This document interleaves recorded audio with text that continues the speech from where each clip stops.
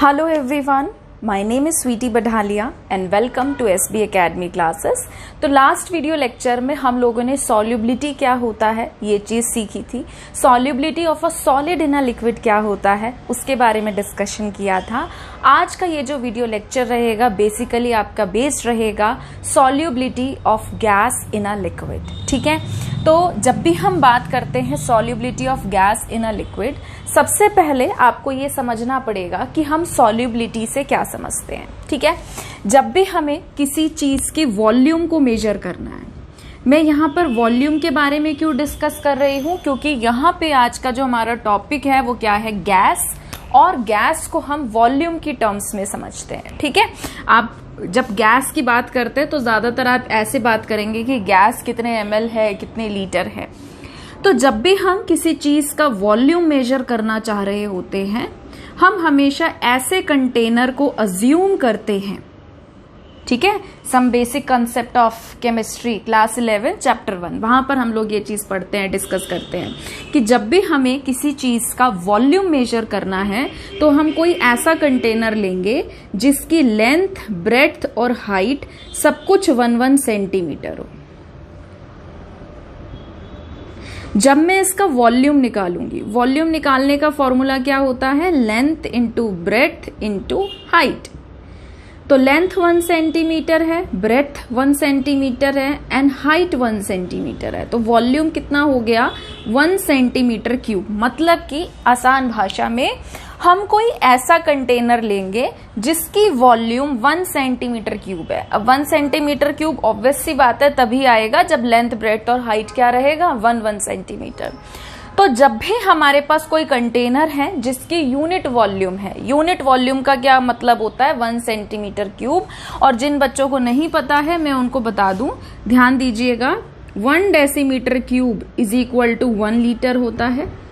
और जब हम बात करते हैं 1 सेंटीमीटर क्यूब की, इसका मतलब हम 1 ml की बात कर रहे हैं। और सेंटीमीटर क्यूब है ना, जब इंग्लिश में हम लिखते हैं तो क्या लिखते हैं, क्यूबिक सेंटीमीटर। तो इसी को हम 1 cc कहते हैं। 1 cc का मतलब क्या है, 1 क्यूबिक सेंटीमीटर, यानी कि 1 सेंटीमीटर क्यूब, जो कि आपका कब आ रहा है, जब कंटेनर की लेंथ, ब्रेड्थ और हाइट 1-1 सेंटीमीटर है। इट मीन्स आपके कंटेनर का वॉल्यूम 1 ml है, पर 1 ml ना कह के हम 1 सेंटीमीटर क्यूब टर्म का यूज करते हैं। ठीक है, छोटी छोटी बातें थी जो मैं आपको बताना चाह रही थी। तो मान लीजिए मुझे किसी गैस की ना सॉल्युबिलिटी के बारे में बात करना है, तो सबसे पहले हम क्या करेंगे, कंटेनर लेंगे। उस कंटेनर के अंदर मैं कोई भी लिक्विड भर दूंगी, पानी है या कुछ भी है जिसमें आप भाई किसी गैस की सॉल्युबिलिटी चेक करना चाहते हैं। तो कंटेनर ले लिया जिसकी वॉल्यूम 1 सेंटीमीटर क्यूब थी, उसके अंदर हमने लिक्विड भर दिया। और अब हम ये देखेंगे कि जो हमारी गैस की वॉल्यूम है सीसी में, सीसी का मतलब क्या बताया मैंने, सेंटीमीटर क्यूब यानी कि ml। तो हमारी गैस कितने ml उसके अंदर डिसॉल्व हो सकती है जब आपका वो लिक्विड का वॉल्यूम यूनिट वॉल्यूम है, यानी कि 1 सेंटीमीटर है, यानी कि 1 ml है, to form the saturated solution at a given temperature and under a pressure of 1 atm। मैं ऐसे क्यों पढ़ाती हूं, क्योंकि मैं चाहती हूं कि जब भी आप कोई स्टेटमेंट पढ़े उसका एक भी शब्द ऐसा ना छूटे जिसका मतलब या जिसकी इंपॉर्टेंस आप ना समझ पाए। तो जब भी हमें गैस की सॉल्युबिलिटी को मेजर करना है, सबसे पहले हम क्या करेंगे, जो प्रेशर है वो 1 atm मेंटेन रखेंगे, जो कि हमारा एटमॉस्फेरिक प्रेशर होता है। टेम्परेचर जो है उसको फिक्स रखना है, क्योंकि अगर आप टेम्परेचर बढ़ाते हो तो गैस एक्सपेल आउट करती है। ठीक है, तो टेम्परेचर को फिक्स रखना है, नहीं तो सॉल्युबिलिटी की आपकी वैल्यू जो है वो कांस्टेंट नहीं आएगी। Pressure 1 atm, temperature constant. एक कंटेनर ले लिया जिसकी वॉल्यूम 1 सेंटीमीटर क्यूब है, उसके अंदर लिक्विड भर दिया। अब हम ये देखेंगे कि ml के हिसाब से, ठीक है, यानी कि सेंटीमीटर क्यूब के हिसाब से कोई गैस उसके अंदर कितना डिसॉल्व हो सकती है जब तक वो सैचुरेटेड सोल्यूशन ना बना ले। जैसे ही सैचुरेटेड सोल्यूशन बना लेंगे, हम रीडिंग नोट कर लेंगे कि अच्छा गैस कितने ml इसके अंदर डिसॉल्व हुई, कि अब सैचुरेटेड सोल्यूशन बन गया, अब कोई और फर्दर गैस इसमें डिसॉल्व नहीं हो पाएगी। इट मीन्स वो उस गैस की क्या कहलाएगी, सॉल्युबिलिटी की वैल्यू। I hope I am very much clear to you. ठीक है, तो पहले वीडियो को पॉज करके आप सॉल्युबिलिटी ऑफ गैस की डेफिनेशन नोट कर लीजिए कि सॉल्युबिलिटी ऑफ गैस क्या है। जब भी किसी पर्टिकुलर लिक्विड के अंदर हम ये देखते हैं कि उस गैस का कितना वॉल्यूम डिसॉल्व हो रहा है, कितने में, 1 लीटर एक ml हमारा लिक्विड है, ताकि वो सैचुरेटेड सॉल्यूशन बना सके उस गिवन टेम्परेचर पे और एटमॉस्फेरिक प्रेशर पे। ठीक है, नोट करिए इसे। ठीक है, चलिए आगे बढ़ते हैं। अब हम पढ़ेंगे कि कौन कौन से फैक्टर्स हैं जो किसी गैस की सॉल्युबिलिटी को इन अ लिक्विड अफेक्ट कर सकते हैं।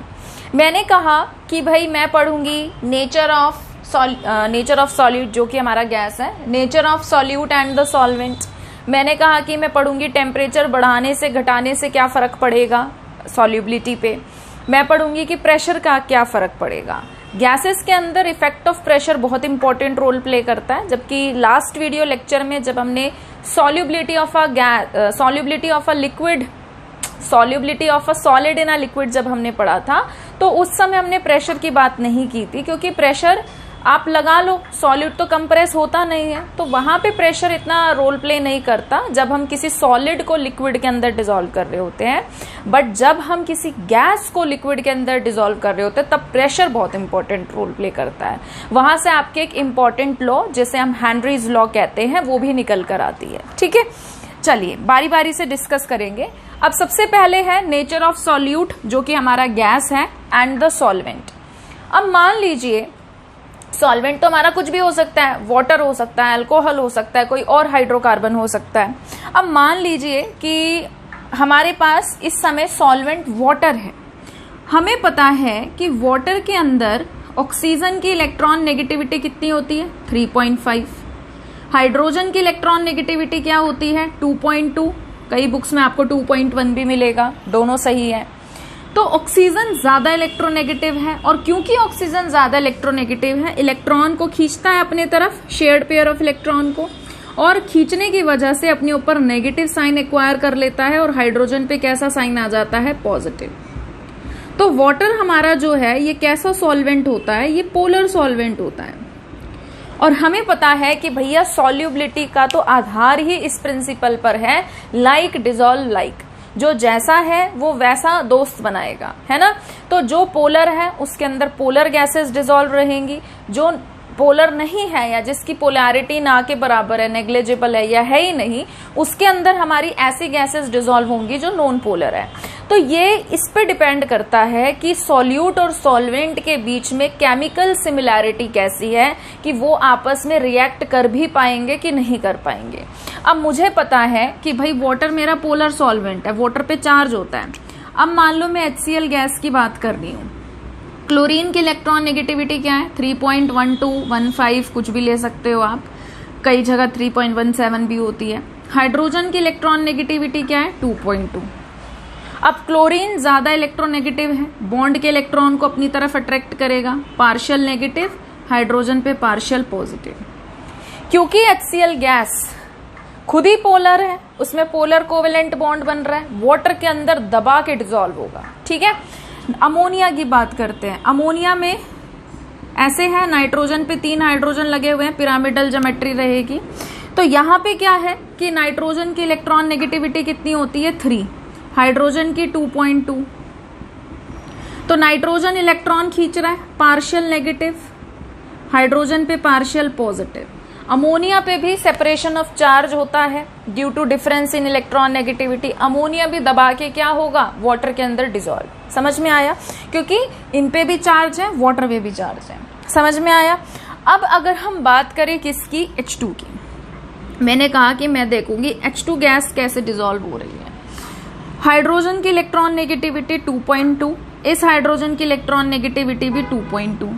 जितनी पावर से 2.2 की पावर से ये वाला हाइड्रोजन का एटम इस बॉन्ड के इलेक्ट्रॉन को अपनी तरफ खींच रहा है, पुल कर रहा है, ये वाला हाइड्रोजन एटम भी उतनी ही पावर से इस बॉन्ड के इलेक्ट्रॉन को अपनी तरफ पुल कर रहा है। तो यहाँ इलेक्ट्रॉन डेंसिटी क्या है, सिमेट्रिकल, कहीं कम कहीं ज्यादा नहीं है। तो इसका मतलब ये बॉन्ड हमारा क्या हो गया, नॉन पोलर। और क्योंकि यहाँ पर कोई सेपरेशन ऑफ चार्ज नहीं आया, इसी वजह से ये वाटर के अंदर उतने एक्सटेंट तक सॉल्युबल नहीं रहेगा जितना कि हमारी ये वाली गैसेस सॉल्युबल रहेंगी। अगर मैं बात करूं O2 की, तो O2 क्या है, O2 में 2 ऑक्सीजन एटम है, दोनों की इलेक्ट्रॉन नेगेटिविटी क्या है, same. Electron density symmetrical, bond non polar. Chlorine की बात कर लो, इलेक्ट्रॉन नेगेटिविटी क्या है, same, bond non polar.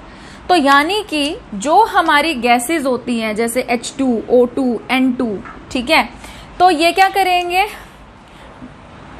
Dissolve करेंगे वाटर के अंदर बहुत ही स्मॉल एक्सटेंट में, कम मात्रा में, जबकि gases like CO2, HCl, ammonia ये हाईली सॉल्युबल रहेंगे पानी के अंदर। समझ में आया?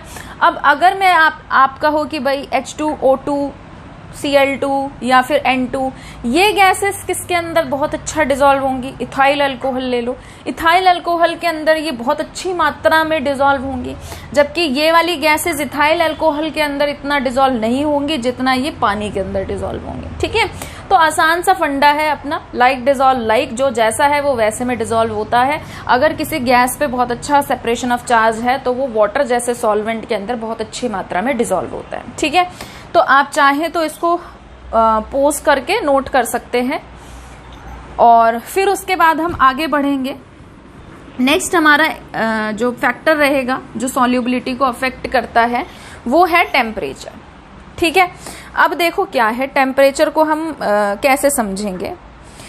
आसान भाषा में आप ऐसे भी समझ सकते हैं कि देखो, जो गैस है किसी लिक्विड के अंदर डिसॉल्व है, मैं अगर नीचे से टेम्परेचर दे रही हूँ तो पार्टिकल्स क्या करेंगे, एनर्जी को एब्जॉर्ब करेंगे, और गैसेस तो सबसे जल्दी एस्केप करती है, सॉल्यूशन को या लिक्विड को छोड़ छोड़ के भागेगी। और जब गैस ही सॉल्यूशन या लिक्विड में से उड़ गई तो काहे की सॉल्युबिलिटी। सॉल्युबिलिटी तो हम ये देखते हैं ना कि कोई भी गैस का वॉल्यूम कितना डिसॉल्व है किसी लिक्विड के अंदर या किसी सॉल्यूशन के अंदर। जब टेम्परेचर देने से गैस ही सबसे पहले उड़ गई तो फिर तो अब हमारा लिक्विड या फिर सॉल्यूशन ही बचा। अब उसके अंदर हम कैसे गैस की सॉल्युबिलिटी चेक करेंगे। ठीक है, तो अब देखिए, ये तो हुआ जनरल तरीका।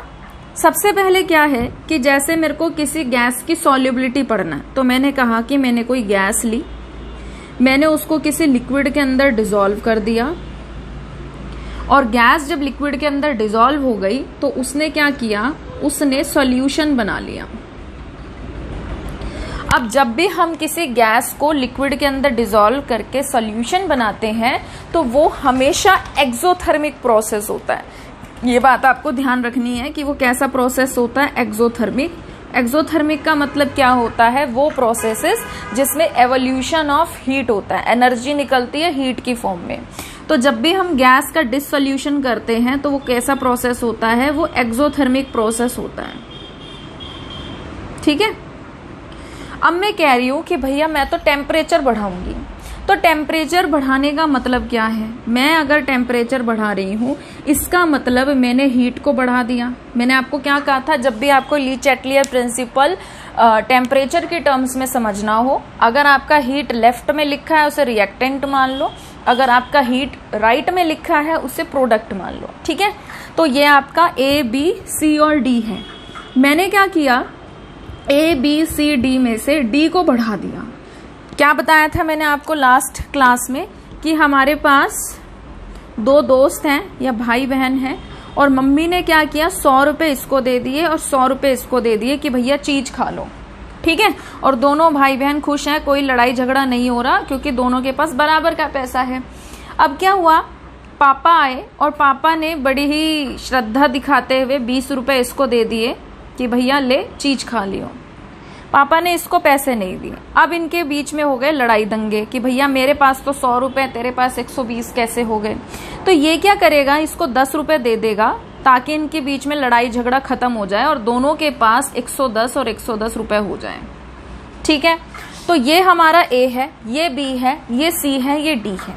इनके बीच में इक्विलिब्रियम अटेन था, बहुत आराम से रिएक्शन जो थी इक्विलिब्रियम में थी। अब हमने जबरदस्ती क्या किया, टेम्परेचर बढ़ा दिया। टेम्परेचर बढ़ाने से क्या हुआ, हमने हीट का अमाउंट बढ़ा दिया। अब अगर हम एक तरफ चीज बढ़ा रहे हैं तो इक्विलिब्रियम डिस्टर्ब हो गया, तो नया इक्विलिब्रियम इस्टेब्लिश होने के लिए वो क्या करेगा, रिएक्शन को, जैसे ये A है, ये B है, ये C है, ये D है, अगर आप D का अमाउंट बहुत ज़्यादा बढ़ा दोगे तो D क्या करेगा, C के साथ रिएक्ट करके रिएक्शन को क्या देगा, बैक में देगा। सॉल्यूशन में से अगर गैस अलग होने लग जाएगी, देखो यहाँ पे क्या था, गैस अलग थी, लिक्विड अलग था, गैस के अंदर लिक्विड को डाल रहे थे, सॉल्यूशन बन रहा था। अब हमने क्या किया, जब हमने हीट बढ़ा दी तो हीट क्या कर रही है, सॉल्यूशन के साथ रिएक्ट करके सॉल्यूशन में से गैस को अलग कर रही है, लिक्विड को अलग कर रही है। और अगर गैस अलग होता चला जाएगा, एक्सपेल्ड आउट होता चला जाएगा लिक्विड में से, तो solubility, amount of gas in that particular liquid, वो क्या होता चला जाएगा, डिक्रीज। समझ में आया? इसीलिए यहाँ पर क्या लिखा है कि जब भी हम सॉल्युबिलिटी ऑफ अ गैस की बात करते हैं तो टेम्परेचर बढ़ा देने से जो गैस का अमाउंट है उस लिक्विड या सॉल्यूशन के अंदर वो कम हो जाता है। ठीक है, तो ये हमने किस बेसिस पर एक्सप्लेन किया है, ली चैटलियर्स प्रिंसिपल पर एक्सप्लेन किया है। ठीक है, वीडियो को पॉज करके इसे नोट करिए। चलिए आगे बढ़ते हैं। अब हम पढ़ेंगे इफेक्ट ऑफ प्रेशर। ठीक है, इसे आप इम्पॉर्टेंट मार्क कर लीजिए। आपको यहाँ से क्वेश्चन एप्लीकेशन वाले पार्ट में से या फिर न्यूमेरिकल वाले पार्ट में से ज़रूर मिलेगा, बट ये कंफर्म है, श्योर है कि हेनरीज लॉ पे एक क्वेश्चन आपको आ सकता है। ठीक है, इसको आसान तरीके से हम लोग समझने की कोशिश करेंगे। देखो, मान लीजिए मेरे पास ना एक कंटेनर है, दो केसेस पढ़ेंगे इसके हम। ये सेम ही कंटेनर रहेगा आपका, पर इसको पहले हम फर्स्ट केस में पढ़ेंगे। इस कंटेनर के अंदर मैंने क्या किया, एक लिक्विड ले लिया और इसके ऊपर गैस भर दी।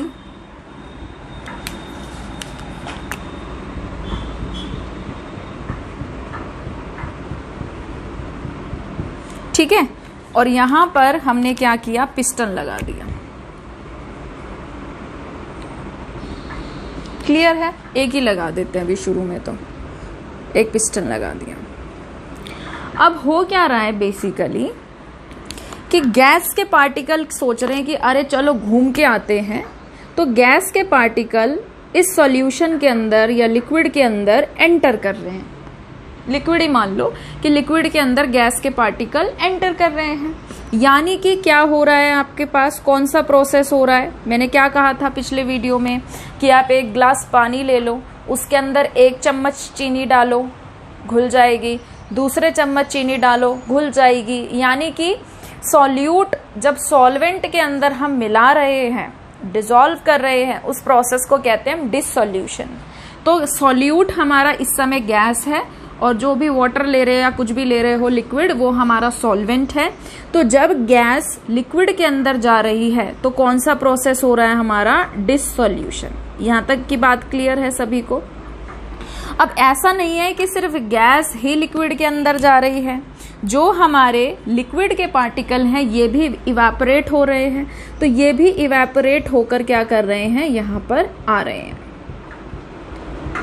ठीक है, तो 2 प्रोसेस हो रहे हैं, गैस का पानी के अंदर जाना या लिक्विड के अंदर जाना और लिक्विड का वेपराइज होना।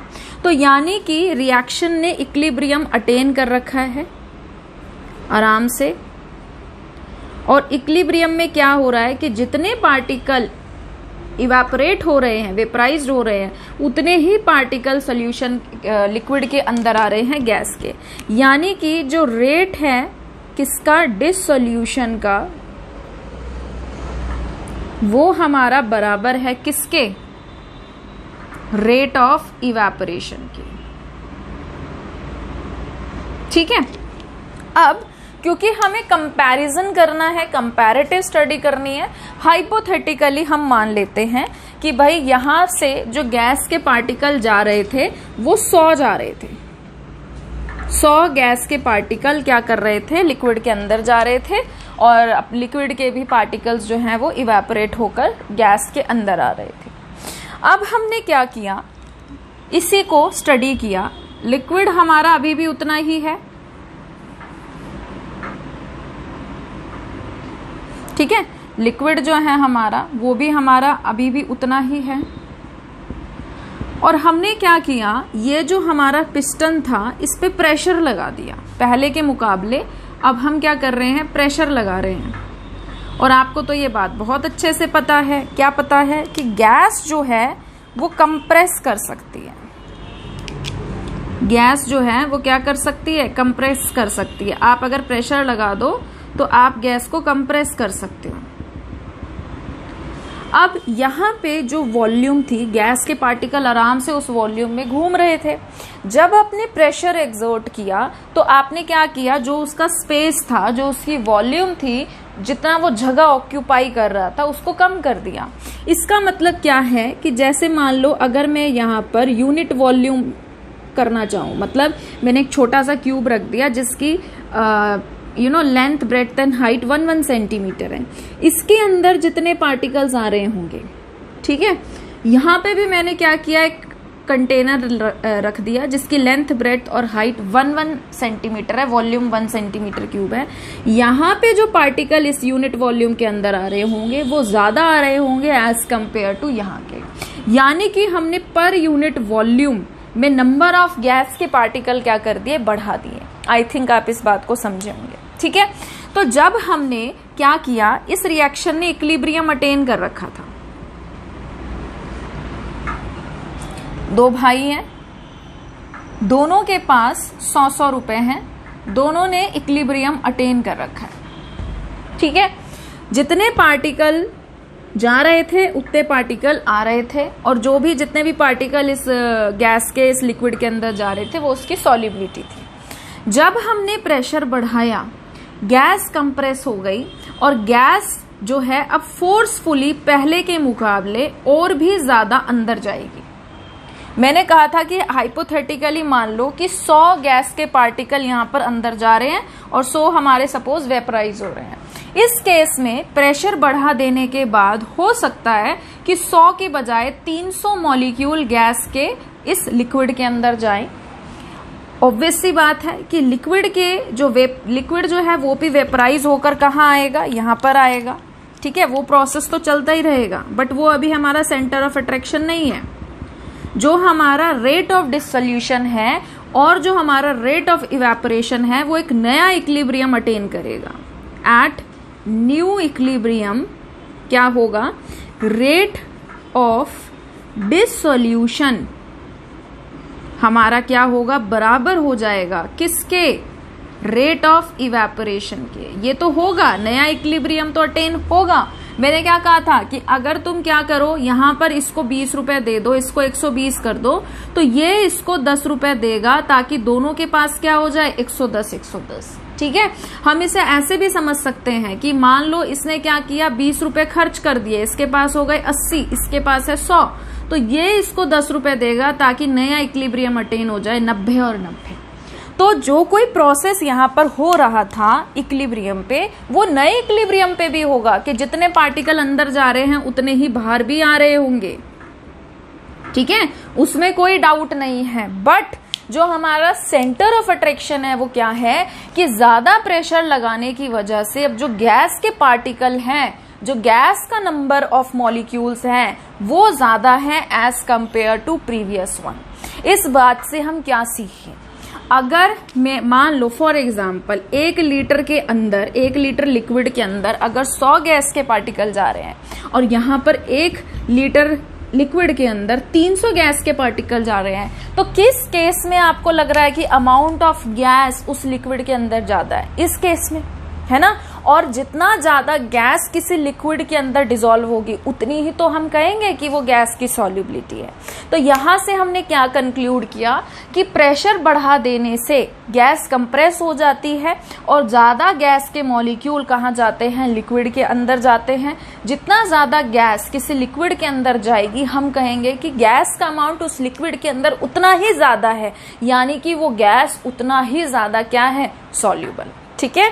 तो हेनरीज एक साइंटिस्ट थे जिन्होंने इसी चीज को क्वांटिटेटिवली स्टडी किया और उन्होंने कहा कि जब भी हम किसी गैस के ऊपर प्रेशर लगाते हैं, उसको कंप्रेस करते हैं, प्रेशर बढ़ा देने से गैस का जो अमाउंट है उस सॉल्यूशन के अंदर या लिक्विड के अंदर बढ़ जाता है। आसान भाषा में सॉल्युबिलिटी बढ़ जाती है। क्लियर है? ठीक है, तो वीडियो को पॉज करके इस डायग्राम को बनाइए, फिर मैं डेफिनेशन लिख देती हूँ।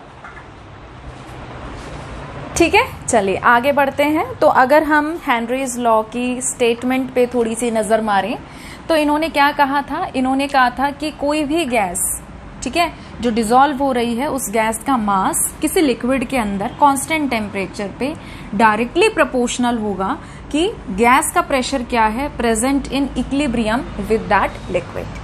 ठीक है, तो आई थिंक आप समझ ही गए होंगे कि हेनरीज लॉ में क्या बता रहा है कि अगर रिएक्शन में कोई रिएक्शन हो रही है जिसमें गैस और लिक्विड ने इक्विलिब्रियम अटेन कर रखा है, तो गैस के जितने पार्टिकल लिक्विड के अंदर जा रहे हैं, लिक्विड के भी कुछ पार्टिकल्स जो है इवेपोरेट हो रहे हैं और रिएक्शन ने इक्विलिब्रियम अटेन कर रखा है। तो गैस के पार्टिकल्स जितने जा रहे हैं उस लिक्विड के अंदर, वो उसकी सॉल्युबिलिटी है। बट अगर हम प्रेशर को बढ़ा दें तो प्रेशर बढ़ जाने से गैस के ज्यादा पार्टिकल्स लिक्विड के अंदर जाते हैं, ज्यादा अमाउंट गैस का लिक्विड के अंदर जा रहा है। इट मीन्स सॉल्युबिलिटी, यानी कि गैस का अमाउंट उस लिक्विड के अंदर बढ़ गया। ठीक है, तो इन्होंने कहा कि भाई हम इस एक्सप्रेशन को ऐसे लिख सकते हैं कि मास हमारा डायरेक्टली प्रोपोर्शनल है प्रेशर के, और जब हम इस प्रोपोर्शनैलिटी के साइन को हटाते हैं तो हमारे पास एक कांस्टेंट आता है K, ठीक है, कांस्टेंट ऑफ प्रोपोर्शनैलिटी। तो हमारी एक एक्सप्रेशन ये बन सकती है। इस एक्सप्रेशन पे हमारा एनसीईआरटी में एक न्यूमेरिकल भी है, उसे भी हम करेंगे। तो ये हो गई पहली चीज। ठीक है, साथ ही साथ उन्होंने क्या कहा कि भाई हम इस मास को तो पढ़ ही रहे हैं, अमाउंट ऑफ गैस को तो पढ़ ही रहे हैं, हम इसे मोल फ्रैक्शन की टर्म्स में भी पढ़ना चाहते हैं। तो मोल फ्रैक्शन से आप क्या समझते हैं? मोल का फ्रैक्शन है ना, नाम में ही मतलब छुपा है। मोल फ्रैक्शन का मतलब क्या है भाई? मोल का फ्रैक्शन। अब किसके मोल का फ्रैक्शन? जिसकी बात कर रहे हैं। अब मान लो मैं कह रही हूं कि मोल फ्रैक्शन किसका? गैस का। तो मैंने कहा कि भैया गैस के मोल्स रहेंगे और अपॉन में क्या रहेंगे? टोटल मोल्स रहेंगे। गैस के मोल्स जमा में जो भी हमारा लिक्विड है, वाटर है, सॉल्वेंट है, वो। तो इसका मतलब क्या है कि जितना ज्यादा मोल फ्रैक्शन रहेगा उतना ज्यादा हमारे क्या रहेंगे? मोल्स। दोनों डायरेक्टली प्रोपोर्शनल हैं। और जितने ज्यादा हमारे मोल्स होते हैं, अगर आपको नहीं पता है तो ध्यान दीजिए, एक मोल के अंदर, किसी भी सब्सटेंस की हम बात कर रहे हैं, एक मोल के अंदर हमारे पास इतने पार्टिकल्स होते हैं। ठीक है, मैं अगर इसको 2 मोल कर दूं, मैं कहूं कि भैया मेरे को तो 2 मोल में पढ़ना है, तो 2 मोल में क्या हो जाएगा इसका? ट्वाइस। मैंने कहा कि मैं इस गैस के 40 मोल पढ़ रही हूं, तो क्या कर दूंगी? इंटू 40। तो क्या बात हुई? इस बात से क्या सीख रहे हो कि मोल फ्रैक्शन कैसे निकाल रहे हैं उस गैस के मोल्स से। और मोल्स जो है सीधा सीधा ये बताते हैं कि नंबर ऑफ पार्टिकल कितने हैं। मतलब नंबर ऑफ पार्टिकल्स जितने ज्यादा होंगे उतने ज्यादा मोल्स होंगे, और जितना ज्यादा मोल होगा गैस का उतना ज्यादा मोल फ्रैक्शन होगा। और यही तो हम कहते हैं कि गैस के पार्टिकल जितना लिक्विड के अंदर जाएंगे, हम कहेंगे गैस की सॉल्युबिलिटी उतनी ज्यादा है। इसका मतलब इसको दूसरे रूप में मास के साथ साथ, ठीक है, हम इसको कौन से रूप में पढ़ सकते हैं? मोल फ्रैक्शन के रूप में पढ़ सकते हैं कि जो गैस का मोल फ्रैक्शन है वो भी हमारा किसके बराबर होता है? वो भी हमारा किस पे डिपेंड करता है? प्रेशर पे। कि जितना ज्यादा हम प्रेशर लगाएंगे, प्रेशर लगाने से उतने ज्यादा गैस के पार्टिकल लिक्विड के अंदर जाएंगे। जितने ज्यादा पार्टिकल गैस के लिक्विड के अंदर जा रहे हैं उतने ज्यादा मोल्स आएंगे। जितना ज्यादा गैस का मोल होगा उतना ज्यादा मोल फ्रैक्शन होगा। तो मोल फ्रैक्शन भी हमारा किसके डायरेक्टली प्रोपोर्शनल हो गया? प्रेशर के। अब यहां से प्रोपोर्शनैलिटी का साइन हटाएंगे तो फिर से हमारा कांस्टेंट क्या आ जाएगा? P आ जाएगा। ठीक है, अब हम क्या कर रहे हैं? इस K को इधर लेकर आ रहे हैं। ये यहाँ पर क्या है? P के साथ मल्टीप्लाई में है। दूसरी तरफ लेकर आएंगे तो डिवाइड में चला जाएगा। तो ये हो जाएगा 1/K इंटू में mole fraction is equal to P। और इस 1/K को हम लिख देते हैं KH। तो क्या एक्सप्रेशन बन गई? ये बन गई P is equal to mole fraction into में KH। और ये KH हमारा क्या है, ये KH हमारा हेनरीज कांस्टेंट होता है, जिसकी वैल्यू आपको ज्यादातर न्यूमेरिकल्स में क्वेश्चन में मिलती है। ठीक है, इसको हम अगर बात करें इसकी यूनिट की, तो हम इसको बार में, किलो बार में, ATM में, इसमें स्टडी कर सकते हैं। क्लियर है? वीडियो को पॉज करके इसे नोट करिए प्लीज। ठीक है, चलिए आगे बढ़ते हैं। तो एप्लीकेशन स्टार्ट करने से पहले मैं एक छोटी सी बात बताना चाहूंगी। हमने ना ये रिलेशन पढ़ा, क्या रिलेशन पढ़ा कि भाई जो हमारा प्रेशर होता है, ठीक है, वो किसके डायरेक्टली प्रोपोर्शनल है, आपका मोल फ्रैक्शन के। और हमने सॉल्व किया कि ये हमारा आ रहा है KH हेनरीज कांस्टेंट इनटू में मोल फ्रैक्शन।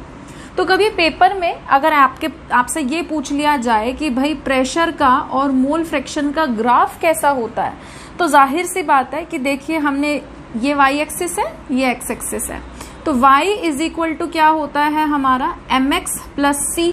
अब c तो यहाँ पर कुछ है नहीं, इंटरसेप्ट तो है नहीं, तो यानी कि ग्राफ आपका कहाँ से शुरू होगा, 0 से। y पे ये लिया है, x पे मोल फ्रैक्शन लिया है, और p और आपका जो मोल फ्रैक्शन है ये एक दूसरे के क्या है, डायरेक्टली प्रोपोर्शनल है।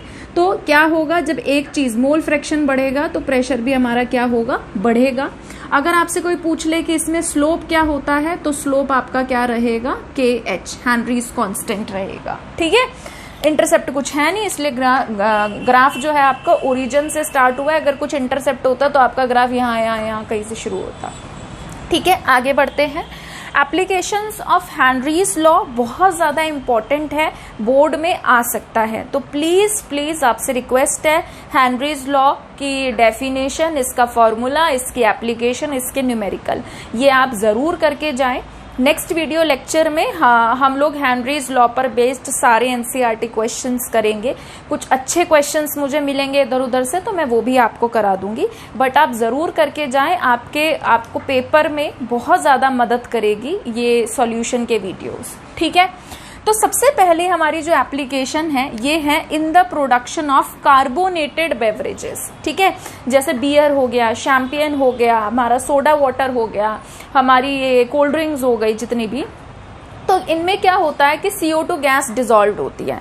जब भी पैकिंग की जाती है, जैसे कि मान लीजिए ये हमारी क्या है, बोतल है, कोल्ड ड्रिंक की बोतल है, ठीक है, और इसको पैक किया गया, तो इसके अंदर क्या किया इन्होंने, लिक्विड डाल दिया, और लिक्विड के बाद जब इन्होंने इसके अंदर CO2 गैस को डाला तो बहुत ही हाई प्रेशर पे डाला, शू करके इन्होंने क्या किया, हाई प्रेशर पे CO2 गैस को इस लिक्विड के अंदर डिसॉल्व कर दिया, और फिर एकदम से क्या कर दिया, सील कर दिया।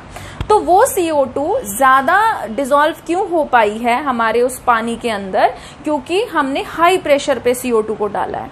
अब हमने क्या किया, बॉटल सील्ड हो गई, कंपनी से आ गई, ठीक है, डिस्ट्रीब्यूटर के पास, डिस्ट्रीब्यूटर से शॉपकीपर्स के पास आ गई, शॉपकीपर से हमने परचेज कर ली।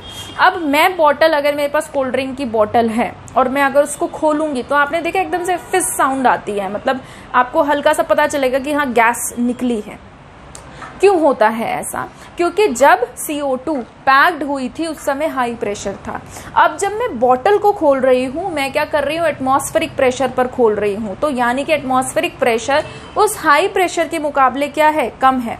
जैसे ही मैं ढक्कन खोलूंगी तो गैस जो है सॉल्यूशन के अंदर, लिक्विड के अंदर, उसे पता चल रहा है कि बाहर क्या है, प्रेशर कम है, और प्रेशर जैसे ही कम होगा, हमने तो हाई प्रेशर डाल के उसको जबरदस्ती लिक्विड के अंदर डाला था, जैसे उसे पता चलेगा प्रेशर कम है तो गैस क्या करेगी, बाहर आ जाएगी। समझ में आया? तो जैसे ढक्कन खुलता है हमें वो फिस साउंड आती है, क्योंकि गैस एक्सपेल्ड आउट होती है, इक्विलिब्रियम में आने की कोशिश कर रही होती है, और बाहर क्या, एटमॉस्फेरिक प्रेशर कम है, तो एकदम से गैस क्या करेगी, बाहर निकलेगी। गैस की सॉल्युबिलिटी उस लिक्विड के अंदर क्या हो जाएगी, कम। अगर आप थोड़ी देर के लिए ढक्कन खोल के छोड़ दो तो देखो सारी गैस उड़ जाती है। ठीक है, समझ में आया? तो in the production of carbonated beverages, इसमें इन्होंने क्या लिखा है, to increase the solubility of CO2 in soft drink, soda water, beer, champagne etcetera, the bottles are sealed under high pressure. तो क्या किया जाता है, बॉटल को सील किया जाता है हाई प्रेशर में CO2 उनके अंदर डाल के, और जब हम बॉटल को खोलते हैं, बॉटल का ढक्कन खोलते हैं एयर में, तो जो पार्शियल प्रेशर है CO2 का, ठीक है, जो CO2 के जिस प्रेशर पे उन्होंने डिसॉल्व की थी वो क्या हो जाता है, डिक्रीज। पार्शियल प्रेशर का मतलब होता है individual pressure. As a result solubility and hence CO2 bubbles out. अब क्योंकि बाहर का प्रेशर कम है तो CO2 क्या करेगी, बबल आउट हो जाएगी। दूसरा है in the deep sea diving. आपको पता है जब हम बात करते हैं, अगर आपने नोट कर लिया तो मैं हाथ से थोड़ा मिटा दूं,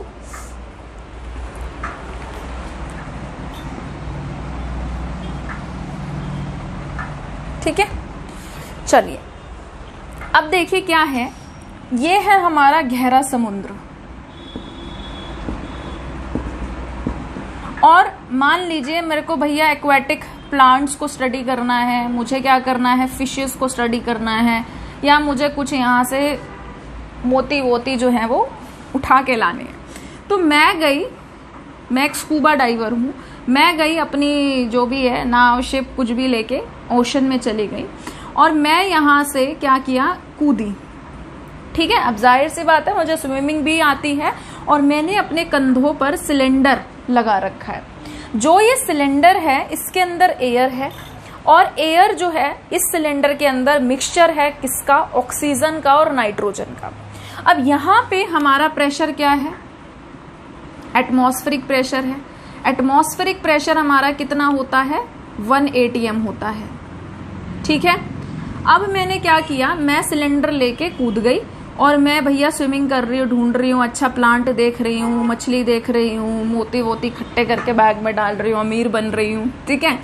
तो क्या हुआ कि जब मैं गहरे समुद्र में नीचे उतरी, यहाँ पर प्रेशर बहुत ज्यादा था, और हाई प्रेशर पर मैं क्या कर रही हूँ, जब ब्रीथ कर रही हूँ तो ये सिलेंडर से मैं वो एयर अपने बॉडी के अंदर ले रही हूँ।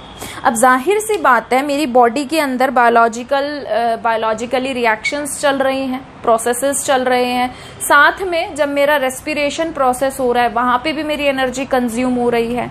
तो जो हमारी एयर मैंने इनहेल करी उसमें से ऑक्सीजन तो मेरे मेटाबॉलिज्म वर्क में यूज हो गई, पर हाई प्रेशर की वजह से नाइट्रोजन अभी भी मेरे ब्लड के अंदर डिसॉल्व है, ठीक है।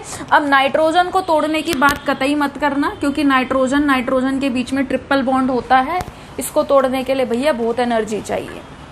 तो ये N2 जो है ये किसी के साथ रिएक्ट नहीं कर रहा, कहीं कंज्यूम नहीं हो रहा, पर मेरे ब्लड में डिसॉल्व है, ठीक है। अब जैसे ही मेरा काम वाम खत्म हो गया, ठीक है, अब मैं क्या कर रही हूँ, मैं तैरते हुए वापस आ गई अपनी बोट में, शिप में, जो भी है। और जैसे ही मैं आई तो मुझे चक्कर से अनईजी सा फील हो रहा है। और अगर यही सोचो मेरी रोजमर्रा की जिंदगी का काम हो, मैं रोज समुद्र के अंदर जाऊं, फिर बाहर आऊं, फिर अंदर जाऊं, फिर बाहर आऊं, तो मुझे एक डिसीज हो सकता है, कौन सा, जिसको हम बोलते हैं बेंड्स, ठीक है, मैंने यहाँ पे लिखा भी है बेंड्स। तो एक्चुअल में हो क्या रहा है कि जब मैं समुद्र से वापस आई तो प्रेशर फिर से क्या हो गया, कम। और जैसे ही प्रेशर कम हुआ, उस N2 ने तो किसी के साथ रिएक्ट किया नहीं था, वो तो कहीं पे कंज्यूम हुई नहीं थी, तो वो N2 क्या करेगा, बबल्स की फॉर्म में बाहर आने की कोशिश करेगा, और जो मेरा ब्लड सर्कुलेशन है या जो भी मेरे नर्व इम्पल्सेस हैं उनको वो क्या करेगा, अफेक्ट करेगा, जिसकी वजह से मुझे एक डिसीज हो जाएगा जिसे कहेंगे हम बेंड्स या फिर डीकम्प्रेशन सिकनेस। समझ में आया, ठीक है। बहुत आसान से टॉपिक है। तो देखो इसमें क्या लिखा है कि जो डीप सी डाइवर्स होते हैं या स्कूबा डाइवर्स होते हैं वो किस पे डिपेंड करते हैं, कंप्रेस्ड एयर पर डिपेंड करते हैं फॉर देयर ऑक्सीजन सप्लाई। तो उनके पास एयर सिलेंडर जो होते हैं उसमें क्या होता है, ऑक्सीजन और नाइट्रोजन। दस both N2 and O2 will dissolve considerably in the blood. जब वो सांस लेगा, ब्रीथ करेगा, तो एयर जब जाएगी अंदर तो नाइट्रोजन और ऑक्सीजन दोनों अपने अपने अमाउंट में क्या होंगे, ब्लड के अंदर डिसॉल्व हो जाएंगे और अदर बॉडी फ्लूइड्स में भी डिसॉल्व हो जाएंगे। ऑक्सीजन जो है वो हमारी बॉडी मेटाबॉलिज्म में यूज कर लेती है, बट जो हमारा नाइट्रोजन है वो क्या करता है, ब्लड के अंदर ही डिसॉल्व रहता है और फॉर्म करता है बबल्स, जब डाइवर क्या करता है, एटमॉस्फेरिक प्रेशर पर बाहर आता है। ठीक है। These bubble affect nerve impulses, ये बबल्स क्या करते हैं, नर्व इम्पल्सिस को अफेक्ट करते हैं और एक डिसीज को राइज करते हैं जिसका नाम क्या है, बेंड्स या फिर डीकम्प्रेशन सिकनेस। ये बहुत आसान है एप्लीकेशंस और उतनी ही इम्पोर्टेंट है, पेपर में ये आ सकती है और आपको ऐसी चीजों पे नंबर नहीं गंवाने हैं जिनको आपको एक बार पढ़ने की नीड है।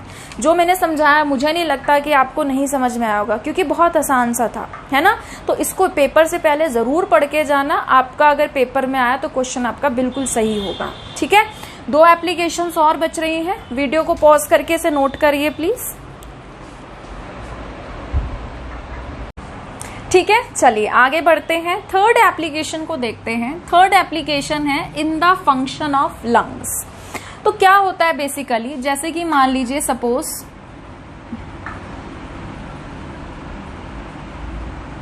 ये कोई पर्सन है,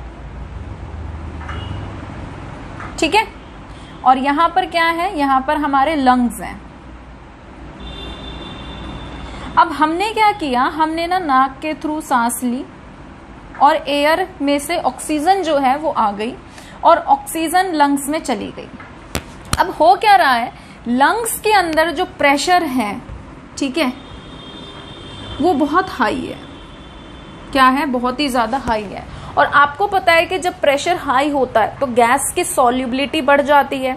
तो जब हमने सांस ली और सांस लेने के बाद एयर या ऑक्सीजन हमारे लंग्स में चली गई जहां पे प्रेशर बहुत हाई है, तो हाई प्रेशर की वजह से वो क्या होगी, हमारे ब्लड में डिसॉल्व हो जाएगी। और ब्लड के अंदर क्या प्रेजेंट होता है, हीमोग्लोबिन।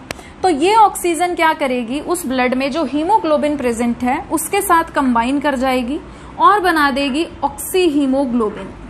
क्या बना देगी, ऑक्सी हीमोग्लोबिन।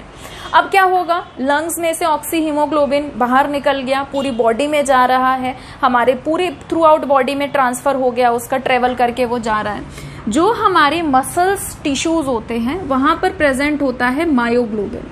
मायोग्लोबिन के पास जब ये आएगा हमारा ऑक्सी हीमोग्लोबिन, तो वहां पर पार्शियल प्रेशर कम होता है। प्रेशर कम होने की वजह से क्या होगा, गैस की सॉल्युबिलिटी ब्लड में से कम होने लगेगी और ये हीमोग्लोबिन को छोड़कर मायोग्लोबिन के साथ कंबाइन कर जाएगी। और ये मायोग्लोबिन क्या करेगा, जो भी हमें एक्टिविटीज करनी है, जो भी काम करना है, जैसे स्विमिंग वगैरह, डांसिंग वगैरह करना है, तो ये मायोग्लोबिन क्या करता है, ऑक्सीजन रिलीज करता है ताकि हम जो भी हमारे वर्कआउट्स वगैरह हैं या काम वगैरह हैं उसको कर सके। ठीक है, तो ये जो पूरा सिद्धांत है कि एयर ऑक्सीजन जो भी है हमारे लंग्स में गई, वहां प्रेशर ज्यादा था, फिर वहां से ट्रेवल करके बॉडी के डिफरेंट पार्ट्स में गई, वहां प्रेशर कम था, तो फिर ऑक्सीजन हीमोग्लोबिन से हट गई, मायोग्लोबिन में चली गई। वो चलो एक अलग बायोलॉजिकल चीजें हो गई, बट यहाँ पे ऑक्सीजन का कंबाइन होना और फिर हट जाना किस पे डिपेंड कर रहा है, प्रेशर पे। तो यानी कि ये भी किसका एप्लीकेशन हुआ, हेनरीज लॉ का। ठीक है, तो यहां पर देखिए लिखा है मैंने, when air enters the lung, जब एयर आपकी लंग्स में एंटर करती है तो पार्शियल प्रेशर ऑक्सीजन का काफी ज्यादा होता है, जिस वजह से ऑक्सीजन कंबाइन कर जाती है हीमोग्लोबिन के साथ और बना देती है ऑक्सी हीमोग्लोबिन। फिर ये जो है ऑक्सी हीमोग्लोबिन ट्रांसफर हो रहा है इधर उधर बॉडी में। पार्शियल प्रेशर जो है ऑक्सीजन का टिश्यूज में क्या होता है, कम। तो जब टिश्यूज के अंदर मायोग्लोबिन इसको मिलेगा तो ये हीमोग्लोबिन का साथ छोड़ के मायोग्लोबिन के साथ चिपक जाएगा और फिर उसके बाद oxygen is release from oxy haemoglobin which is utilised for function of the cells. ठीक है, फिर है फोर्थ एप्लीकेशन फॉर क्लाइंबर्स और people living at high altitude. अब जैसे कि मान लीजिए आपने देखा है कि क्लाइंबर्स जाते हैं, माउंट एवरेस्ट चढ़ते हैं, but it is not possible for everyone, है ना। वहां पे क्या है कि वहां पे जाने के लिए उनकी ट्रेनिंग होती है, फिर उससे पहले वो छोटी छोटी अचीवमेंट्स करते हैं, छोटे छोटे पहाड़ों पे चलने की प्रैक्टिस करते हैं। तो क्यों है माउंट एवरेस्ट पे या और भी ऊंचे पहाड़ों पर चढ़ना, क्योंकि वहां पर सबसे ज्यादा दिक्कत जो होती है वो होती है सांस लेने में। वहां पे प्रेशर क्या रहता है, बहुत ही कम रहता है। समझ में आया, अगर प्रेशर कम है तो जो भी हमारी गैस है उसकी सॉल्युबिलिटी क्या हो जाएगी, कम ब्लड के अंदर। अगर हमारे अंदर ही ऑक्सीजन नहीं जा पा रही है तो आप खुद सोचिए कि हमें सांस लेने में कितनी दिक्कत होगी, हमारे लिए सरवाइव करना कितना मुश्किल हो जाएगा। तो जो लोग बहुत ही हाई ऑल्टीट्यूड पर रहते हैं या जो क्लाइंबर्स होते हैं, जो चढ़ाई चढ़ते हैं, वहां पे क्या होता है, हाई ऑल्टीट्यूड पे जो पार्शियल प्रेशर होता है ऑक्सीजन का वो बहुत ही कम होता है ग्राउंड लेवल के मुकाबले, जिसकी वजह से क्या होता है, बहुत ही लो कंसंट्रेशन की ऑक्सीजन, बहुत ही कम अमाउंट की ऑक्सीजन ब्लड में जा पाती है, टिश्यूज में जा पाती है बहुत ही कम मात्रा में। और जो पीपल रह रहे होते हैं हाई एल्टीट्यूड पे या फिर जो क्लाइंबर्स होते हैं, उन्हें वीकनेस फील होती है और उनकी जो सोचने की क्षमता है वो भी धीरे धीरे अफेक्ट होने लगती है। इस वजह से उसको हम बोलते हैं एनॉक्सिया। एनॉक्सिया अपने आप में ही जो टर्म है उसका मतलब ही यही होता है एब्सेंस ऑफ ऑक्सीजन। ठीक है, तो आप वीडियो को पॉज करके इसे नोट कर लीजिए प्लीज। तो आज के लिए इतना ही। इससे जो नेक्स्ट वीडियो लेक्चर रहेगा उसमें हम हेनरीज लॉ पे जो न्यूमेरिकल्स हैं एनसीईआरटी वो करने की कोशिश करेंगे। अगर आपको वीडियो लेक्चर पसंद आया है तो मुझे कमेंट सेक्शन में जरूर बताइएगा, वीडियो को लाइक करिएगा, शेयर करिएगा, चैनल को सब्सक्राइब करिएगा। जल्द ही मिलते हैं एक नई वीडियो के साथ, तब तक अपना ध्यान रखिए। Thank you.